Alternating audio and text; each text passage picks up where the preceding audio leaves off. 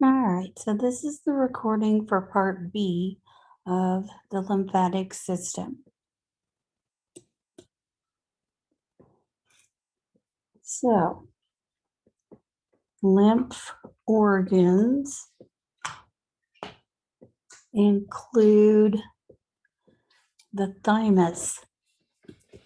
The thymus is part epithelial tissue and part reticular tissue. It develops lymphocytes and secretes hormones, thymopoietin and thymosins. So these two are two hormones. They were included in your endocrine system. They're going to regulate the maturation of generic T cells, generic lymphocytes, into specific T lymphocytes, which are also called T cells. And that's because of the T in thymus. Now, this is an organ that is very large in the fetus. All of this is the thymus. So it starts out quite large. At about the age of 14, a little after puberty starts, then it begins to involute or shrink so that in an adult, it's much smaller. It stays anchored to the trachea, and so that's why it looks like it's kind of moved. But what it does, it's going to shrink up. By the time we reach older adulthood or an elderly state, it's mostly fatty and fibrous tissue. And that is why we see an increase in disease processes within the elderly, because they don't have an active thymus. So there's a limit to our lifespan. Part of it has to do with this diminishing in size of the thymus.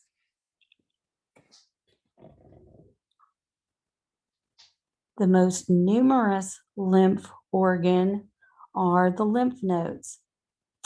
They are composed of a capsule, which is this outer cover. The capsule has extensions called septa, which divide the interior into smaller spaces. Septa is the plural of septum. Within a lymph node, you're going to see lymph nodules, which are smaller pieces. So going back to the Peyer's patches, they're like a piece of a lymph node. The nodules are a mass of lymphocytes and macrophages embedded in reticular tissue. The capsule is made out of dense tissue as a cover.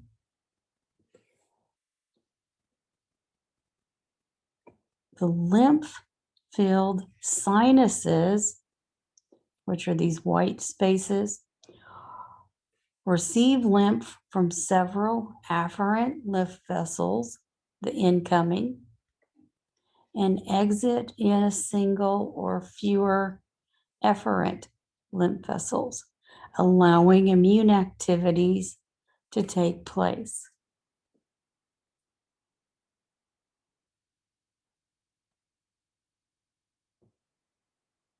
The lymph nodes are found in clusters throughout the body.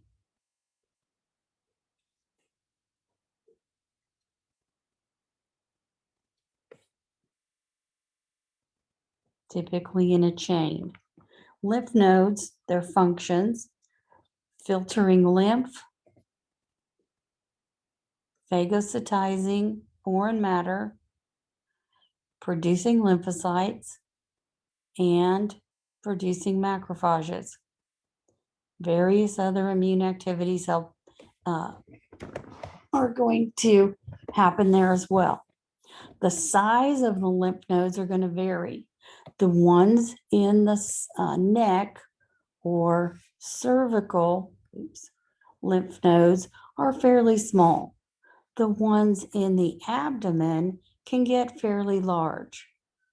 When you have an infection, they tend to swell. Painful because there's a certain limit to their size. And so when you add more fluid and they stretch, it's going to be cause pain. Then they diminish as they deal with that infection or deal with that antigen. Lymph nodes are often removed in cancer surgeries. They're looking for the movement or expansion of the cancer tissues into the lymph tissue. So by removing it and examining it under a microscope, doing a histological study, if they find cancer cells there, then it's likely that the cancer will show up in some other part of the body because it's entered a pathway that can be distributed throughout the body. Tonsils are 3 pairs of partially encapsulated lymph nodules. So where they're attached, they have a capsule. Where they're not attached, they're exposed. And so they're going to filter antigens from the food that come in, the liquids that come in, and the air that comes into the body.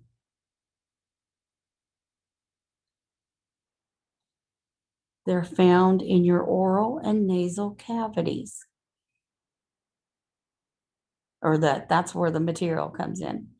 They include the pharyngeal tonsils, which are in the nasopharynx, the palatine tonsils, which are the 2 that we typically think of as tonsils. They're in the back of your oral cavity. And the lingual tonsils, which make up the base of the tongue. The palatine tonsils can be removed.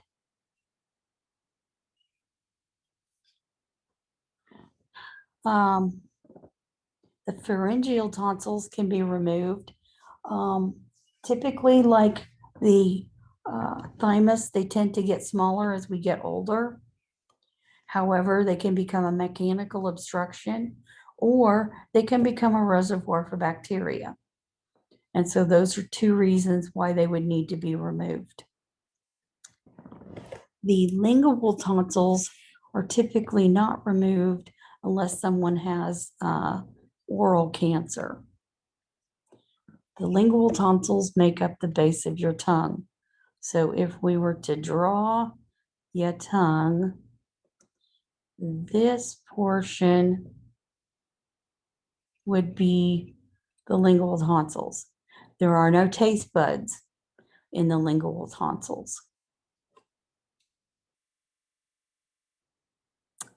The spleen is the largest lymph organ, and it's organized like a lymph node. So it's like a humongous lymph node. It has a capsule. It's subdivided into thousands of lymph nodules. A big difference between lymph nodes and the spleen is that the spleen has blood-filled sinuses rather than lymph, because it's going to filter the blood, not the lymph. It's inferior to the diaphragm. The diaphragm is what we see here. It's on the left side, dorsal to the stomach. So it's this structure here. This is your pancreas. Here's a kidney. They're about the same size as a kidney. So your stomach would sit in front of it or anterior to it. It's high enough up that the floating ribs provide physical separation, physical barrier to the posterior side and to the lateral sides. However, if there's damage to the left side, those ribs can penetrate the spleen, causing damage. And that's why the spleen is sometimes removed, because it's got the blood-filled sinuses, and so it's hard to get the bleeding stopped, so it's easier to remove it. The functions of the spleen include hemopoiesis, which is the production of blood cells in a fetus. That's going to be taken over by the bone marrow as the mass of bone tissue increases during development. It continues to produce lymphocytes and macrophages throughout your life. It filters blood to allow immune activities of those antigens. It recycles old and damaged erythrocytes so that we can break them down and reuse parts of them. And it's one of the blood reservoirs. We have extra space built into our circulating blood pathway, so we can actually hold more blood than we absolutely have to have. Now, these last two are functions that are shared by the liver. So if the spleen is removed, the liver has to pick up the slack. The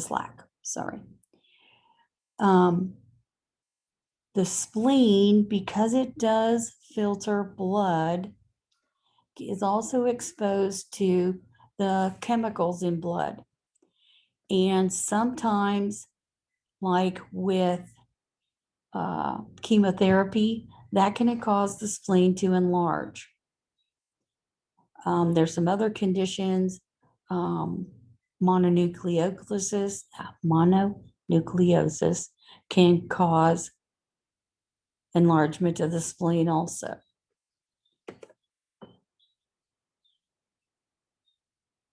So, some specific cells within the lymphatic system. You have the T lymphocytes or T cells. These are found throughout the body in lymph tissues and in mucous membranes, like the lining of your nose, the lining of your mouth. Specific ones include cytotoxic T cells. They're responsible for secreting compounds that destroy antigens, so antimicrobial compounds. They can either destroy them directly, or they can stop cellular division or stop cellular division or cellular respiration. Helper 1 and helper 2 T cells promote or direct T cell activity. So they tell the other T cells what to do.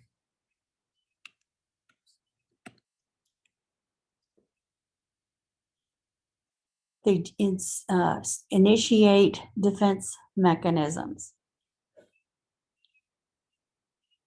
Now, there are different distinctions. And when you take microbiology, they'll get you into these lovely abbreviations and go into it more. Memory T cells are immunocompetent clones. The word clone indicates that it's replicated. We don't make changes, we just keep making them. Immuno, they're going to be specific to certain antigens, and competent. They match or complement certain antigens. So these are replicated cytotoxic or natural killer T cells. They allow recognition and destruction of antigens that we've already been exposed to. So we're going to also see the compounds called interleukins. Those are the leukotrienes that were eicosanoids or modified fatty acids. Those are some of the chemicals they exude. So the natural killer cells or natural killer T cells are lymphocytes that attack and destroy foreign cells or diseased host cells. So they can attack our own body cells that are diseased. Sometimes they can do it by phagocytosis, like it shows here. Sometimes they use chemicals that are released to destroy them. And so then this cell would get engulfed by a macrophage. So T cells, T lymphocytes. B cells mean that, or B lymphocytes, are the cells that mature in the bone marrow. Plasma cells are the ones that are actively making antibodies. They also produce antigen receptors. So what they do is when you have a foreign cell, they put a protein marker so that the other immune activity cells can recognize them and attack them. We also have memory T cells. And so over here, you see antibodies being produced by plasma cells, and some of them act as a memory cell, immunocompetent clones, so they produce the antibodies that can be used later. Macrophages are large, mature phagocytes that aid in the immune response by carrying out phagocytosis, gobbling up other cells. In addition to macrophages, there are other phagocytes that have specific names. Neutrophils and monocytes are specifically found in blood and areolar tissues. So they have the same job, but they're not as big. Monocytes, if they get into certain compartments of the body and are exposed to certain chemicals, can mature into macrophages. There are no macrophages in circulating blood because they're too big. All right, so that's the end of part B on the lymphatic